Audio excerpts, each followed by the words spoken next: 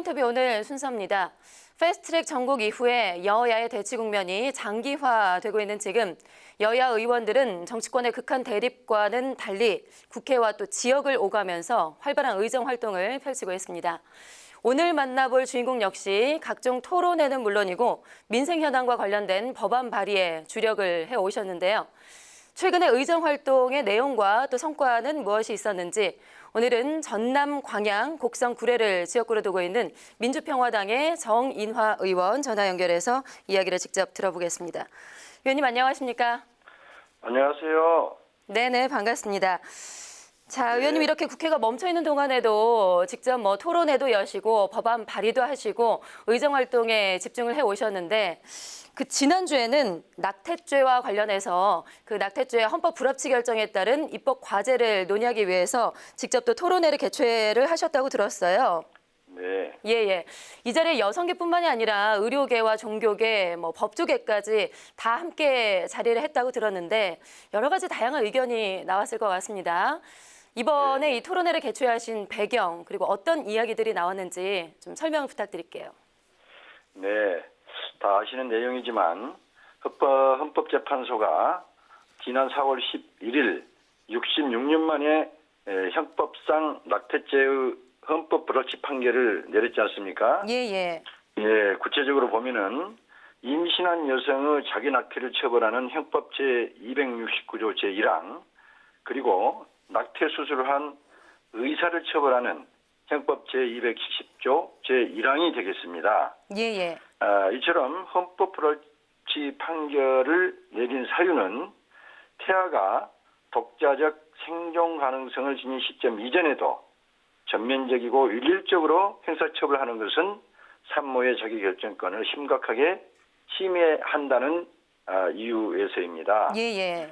실제로 낙태가 금지된 상황에서 연간 약 5만 건 이상의 낙태가 음성적으로 이루어지고 있다는 한국사회보건연구원의 통계가 있습니다. 예. 그래서 이러한 일들이 여성의 정신적, 신체적 건강을 심각하게 훼손하고 있다. 이렇게 볼 수 있다는 보고도 있고요. 그래서 이제 이러한 이 헌법 불합치 판결에 대해서 이제 국회가 답할 차례가 됐다고 보는 겁니다. 예. 결국은 헌법재판소 견해를 존중하면서도 사회적 갈등을 최소화해야 되지 않겠습니까? 그래서 산모의 자기결정권과 태아의 생명권을 조화시키는 정밀한 입법 기술이 필요하다 하는 결론을 내렸습니다. 그래서 이에 대한 입법 방향을 우리가 사회 각계각층을 모시고 한번 조율해보고 정하기 위해서 토론회를 개최를 했습니다. 아까 말씀하신 대로 이 토론회는 여성계와 법조계, 의료계, 종교계 등 다양한 주체들이 참여를 했습니다. 그래서 주요 쟁점이 된 것은 지금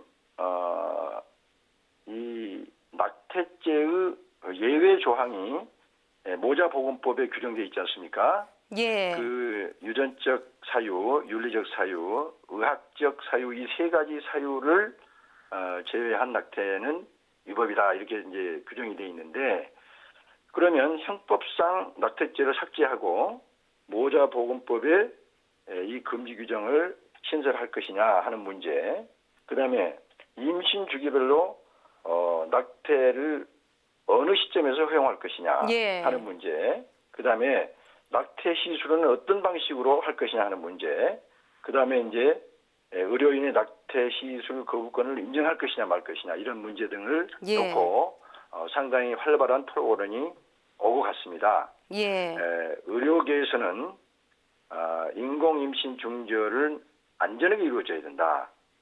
이거를 임신 주술을 기계적으로 낙태 허용의 기준으로 삼으면 안 된다는 우려를 전달했고요. 그다음에 종교계는 인공 임신 중절은 원칙적으로 반대를 하지 않습니까? 그럼에도 불구하고 수술을 원치 않는 의사의 권리를 보호해 줘야 한다 하는 등 다양한 의견이 제시되어서 앞으로 또다시 이 입법을 위한 여러 가지 논의와 토론이 진행이 돼야 된다 이렇게 보고 있습니다. 공론호장은 추가로 마련될 것으로 보고 있습니다. 예, 알겠습니다. 말씀하신 대로 뭐 여러 가지 의견이 나왔을 것 같은데 아직 사실 여러 우려가 있는 것도 사실이라서 앞으로 이런 뭐 사회적인 갈등을 좀 최소화할 수 있도록 계속해서 논의를 이어가 주시고요. 자, 네네. 그리고 의원님께서 이뿐만이 아니라 최근에 또 도서 주민의 보건 의료의 질을 좀 향상을 시키기 위해서 이와 관련한 법안도 발의를 하셨는데요. 사실 뭐 그 서울이나 대도시에 비해서 도서 지역의 주민들, 도서 지역 하면은 사실 크고 작은 뭐 섬들로 연결된 이 지역인데 이 지역의 주민들은 의료 서비스에 사각지대에 놓여 있는 것이 사실입니다. 현실이고요.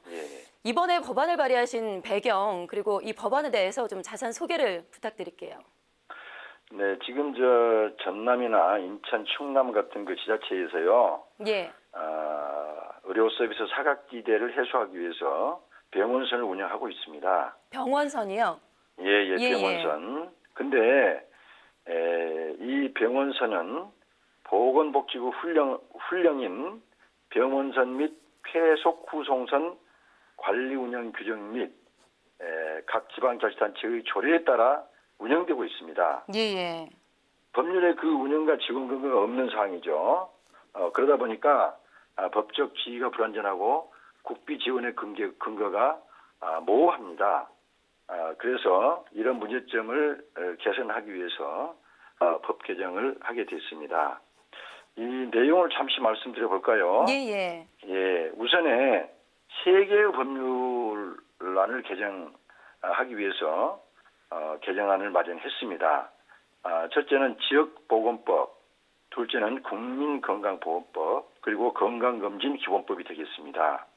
지역보건법의 경우에는 병원선 운영의 근거 규정을 만들고 병원선을 지역보건의료기관에 포함하자 하는 그런 내용이 되겠고요. 국민건강보건법상에는 요양급여를 실시할 수 있도록 하자 하는 것이고, 그다음에 건강검진기본법에서는 국가건강검진도 수행할 수 있도록 하자, 이런 내용으로 법안 개정안을 마련을 했습니다. 예. 알겠습니다. 자, 그리고요. 지금 의원님께서 지역구가 전남, 광양, 곡성, 구례 이렇게 지역구를 두고 계신데 그 지난주에는 광양시에 있는 임대아파트 주민들이 임대사업자의 불공정 행위로 인해서 피해를 호소하고 또 대책 마련을 촉구를 했던 것으로 알고 있습니다. 이와 관련해서 의원님께서도 기자회견을 여셨고요. 그 악덕 임대업자 퇴출을 주장을 하셨는데 좀 이 내용과 관련해서 자세한 설명을 좀 부탁드릴게요. 네, 지난 23일 날 제 지역구인 광양에서 악덕 임대사업자의 불공정 행위를 규탄하는 기자회견을 열었습니다. 사실 민간건설 임대주택은 국민주택 기금을 지원받아서 민간이 건설할 뿐이지 공공주택으로 분류되고 있습니다. 근데 문제는 공공임대주택이 임대사업자들의 수입 창구로 전락이 되고 그들의 수익을 위한 이 사냥 대상으로 임차인들이 전락되고 있다는 것입니다. 임대사업자들은 자의적으로 법령을 악용해서 임차인의 우선 분양 전환권을 최소화시키는 그런 노력을 하고 있습니다. 그리고 근거 없는 웃돈을 요구해서 무주택 서민들의 피해가 계속적으로 발생하고 있는 그런 상황에 놓여 있습니다. 그래서 제가 지난해 8월과 11월에 여성일선특별위원회에서 김현미 교통부부 국토교통부 장관에게 이 시정을 촉구하고 검토하도록 요구를 했고 같이 법안을 마련하자 해서 공공주택특별법과 민간주택특별법을 개정하는 법안을 제출하게 됐습니다. 그 내용을 잠깐 설명을 드릴까요? 우선에 임대업자들이 악용하고 있는 법상의 우선 분양 자격 규정을 명확하게 규정하도록 그렇게 했고요. 공공주택 사업자 간에 임대주택을 매각하는 일이 예사로 벌어지고 있습니다. 예. 이게 또 이제 임차인들에게 피해를 주기 때문에 앞으로 공공임대주택을 매각할 경우에는 임차인의 과반 동의와 지방자치단체장의 승인을 받도록 그렇게 했습니다. 그리고 이제 분양전환 공공건설 임대주택의 그 등기부에다가 해당 주택의 유형이 무엇이고 또 공공주택 사업자는 어떠한 의무를 진다 하는 것을 명확하게 해서 임차인들이 등기부를 열람했을 때 이것이 이런 이 조항이 있구나 하는 것을 알 수 있도록 했습니다. 그리고 이러한 법을 임대사업자가 위반했을 때 임대사업자 등록을 취소하는 그런 처벌 규정도 마련을 했습니다. 뭐 사실 임대사업자들의 불공정 행위가 어제 오늘만의 일이 아닌데 하루빨리 좀 이를 방지하기 위한 정책도 마련이 되길 좀 바라겠고요. 앞으로도 좀 관심을 가지고 논의를 해주시고요.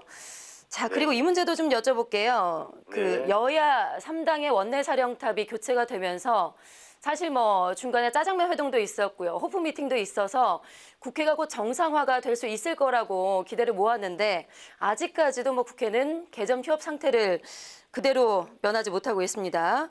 이렇게 뭐 국회 파행이 장기화가 되면서 여러 가지 다양한 우려가 나오고 있는데 의원님께서는 현재 이 국회 상황 어떻게 좀 보고 계시고 또 의원님께서 생각하는 국회 정상화의 실마리라고 할까요?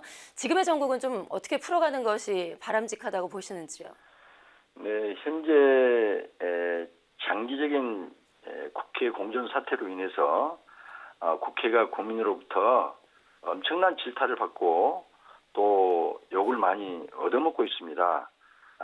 세비가 아깝다는 심한 말까지 들을 정도로 국회가 참 엄청난 우려를 지금 자아내고 있지 않습니까? 네, 원내 사령탑 교체로 현 사태가 좀 타개될 것으로 봤는데 거대 양당의 당리당략 차원의 싸움이 아직까지도 멈춰지지 않고 있습니다. 그래서 저는 거대 여당과 거대 야당인 자유한국당이 서로 한 발씩 양보를 해야 된다고 봅니다. 지금 물밑 접촉도 이루어지고 있는 것을 알고 있고요. 그래서 뭐 6월 초에는 제가 국회가 열리지 않을까 하는 조심스러운 전망을 해봅니다. 다만 이 사태를 타개하기 위해서는 저는 여당이 조금 더 포용적인 자세로 나와야 된다.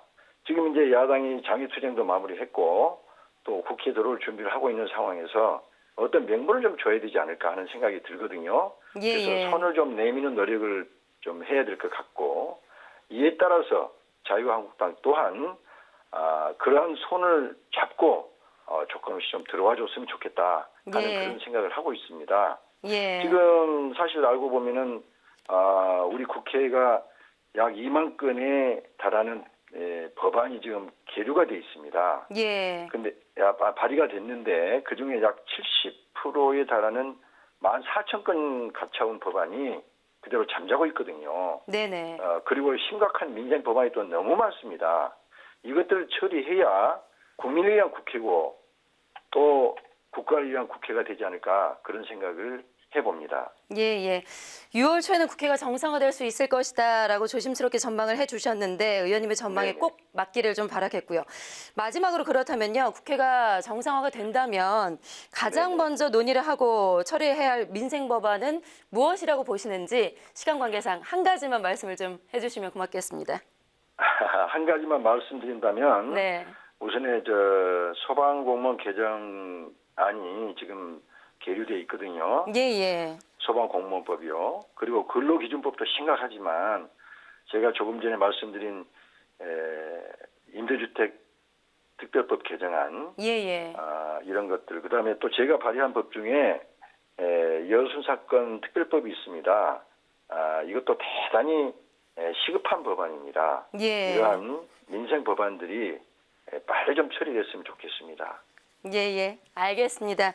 앞서 말씀하신 대로 지금 국회 공전을 지켜보는 국민들의 시선 상당히 따갑습니다.